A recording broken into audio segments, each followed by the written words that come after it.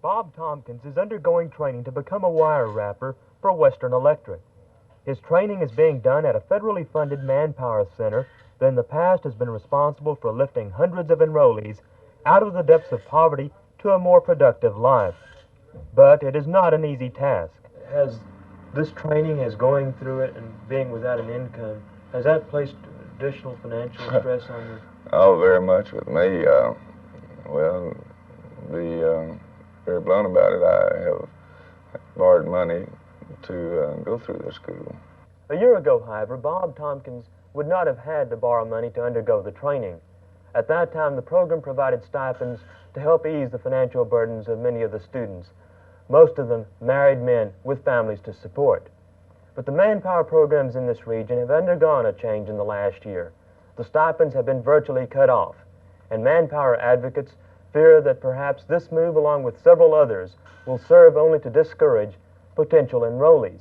What the manpower advocates are saying, in essence, is that these cutbacks and changes will, in the long run, hurt the effectiveness of the program. Bob Tompkins is enrolled in Operation SED, which stands for Service, Employment, and Redevelopment, an organization that on a nationwide basis has proven to be the most successful of all manpower programs. SED's Executive Director Raul Trevino speaks about the problems that have occurred in the last year. Several things. The most important one is last year we had $375,000 budget. This year we have $295,000. Besides that, there have been some changes in function. Whereas last year we were allowed to do more in-house training other than the GED, this year we're restricted. You're obviously not happy with all the changes that have come into your program. Who do you blame for them, or who was responsible for the changes? Well, I won't use the term blame. I will use the term the unfortunate circumstance that we are in, quote, an economy drive, but I wonder what the quality of this, the output that we will have, will be with this, quote, economy drive.